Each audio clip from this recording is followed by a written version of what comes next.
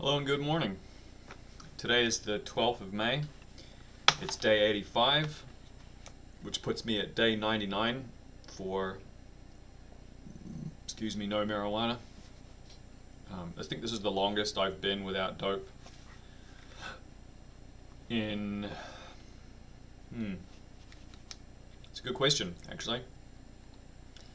I didn't normally keep record of my use, so I don't really have a sense of when it was that I had a big break on it last time. If I had to guess, I'd say I don't know, maybe 4 or 5 years, if not longer. But how that's working out, obviously it's been great. There's been a lot of really good stuff that's come out of it, and it's been interesting to see how cravings come and go. I think a while ago I talked about how I read accounts from people who've struggled to quit, and when they did quit, they went for long periods of time, even getting up to 150, 300, 2 or 3 years away from it, and then finding that even at 2 or 3 years they still had cravings. Their brains were still trying to find ways for them to get access to smoking it or eating it or whatever. And I think it's interesting how that is, because when you use for so long, you're establishing well-tread paths in your brain, and your brain starts to get used to and understand certain behaviors, certain physical behaviors. Like for me, for example, I know when I'm in front of my computer, if I'm on drugs, there's a natural sense of wanting to reach for a vape. I've done it before. I actually did it recently, and I caught myself in the middle of it, and I was like, I'm reaching for a vape right now. Like, there's obviously not one here, but I'm still doing that. And that, in and of itself, was kind of a shock, because I obviously haven't had a vape in 3 months, and really even before that, I didn't have a vape for a while because I wasn't buying them. So. But even 90, 100 days into it, it's it's to the point where I have enough self-control to be able to watch it, but then at the same time, my body still physically has the habit of reaching for that tool, that thing that the brain, it kind of expects it to bring it up to your lips and give it a hit, and then have that chemical response.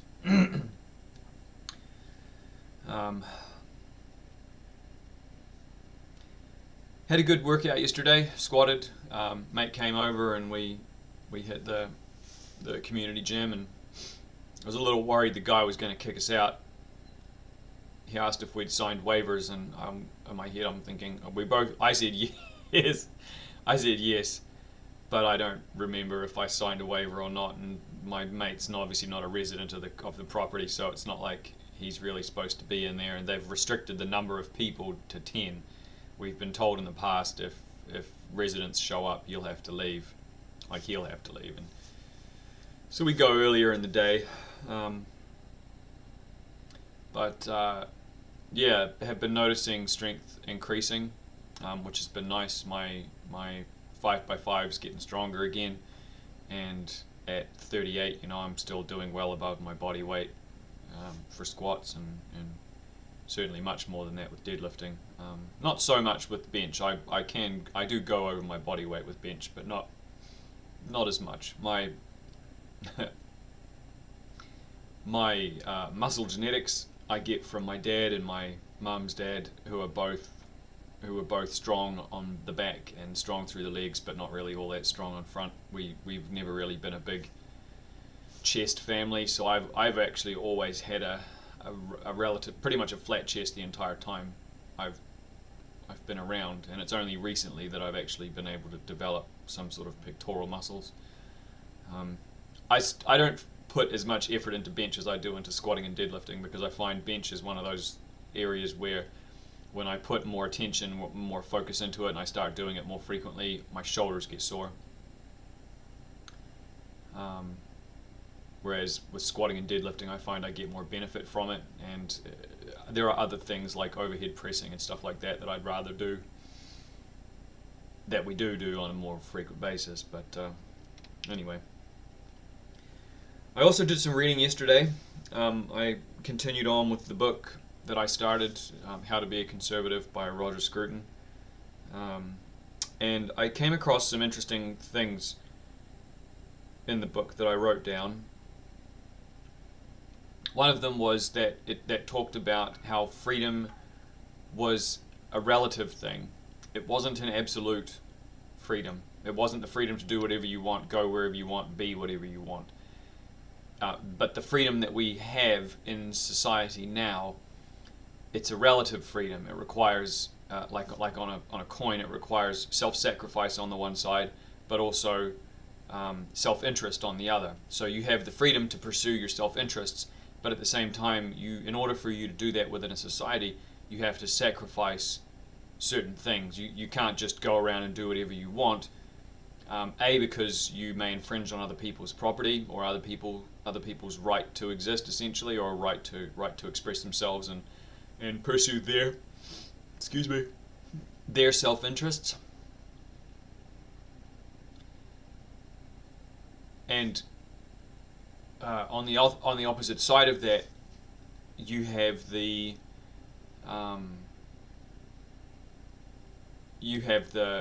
it is still a freedom to go pursue your self-interests.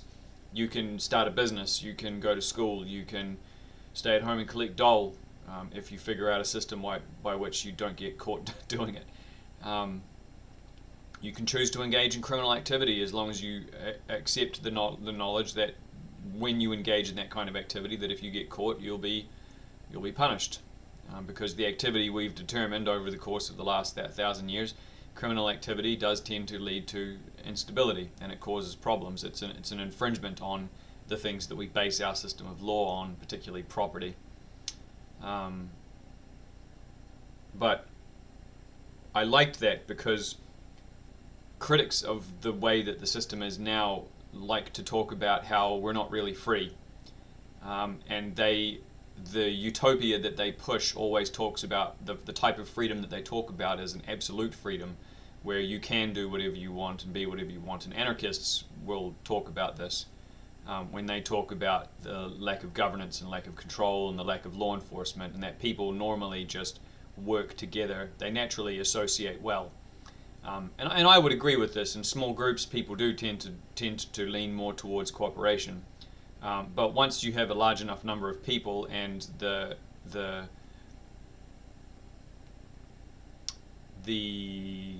social interaction of the group becomes more anonymous, or it can become more anonymous, you're going to find the bad actors among them. And it's hard because we never want to accept that there's evil people out there, but there are evil people, and a lot of them are just kept in check by the traditions and the laws and the standards that we have in society currently that require, for them to be successful, they have to play by the rules. Whereas once you get rid of the rules and you get rid of the government and you get rid of law enforcement, and you essentially have a society where it's survival of the fittest, it's law of the jungle, those bad actors are going to come out, and you're going to start to see, I believe you would start to see a return towards the guy with the biggest stick running the show.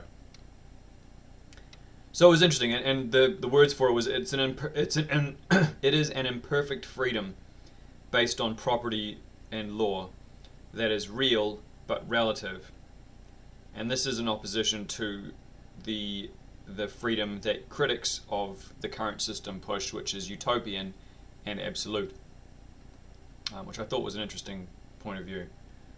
And then another one was that society as a whole is an association of dead people, living people, and unborn people. And the reason that this was interesting to me was it includes groups of people that we don't typically tend to think that much of. Society certainly doesn't tell us to think very much of it. But the people who come before us leave us with an inheritance: the world, the government, the system of law, the ability for us to redress wrongs against us through courts that are meant to be impartial, and systems whereby we can go out and make enough money, or make as much money as we want, depending on our ability, and our some parts of it are due to luck. If you're born with a silver spoon in hand, or if you're in a geological area where you can exploit certain resources. But regardless, we inherit something created by the people that came before us, and that's an association that we have with the dead.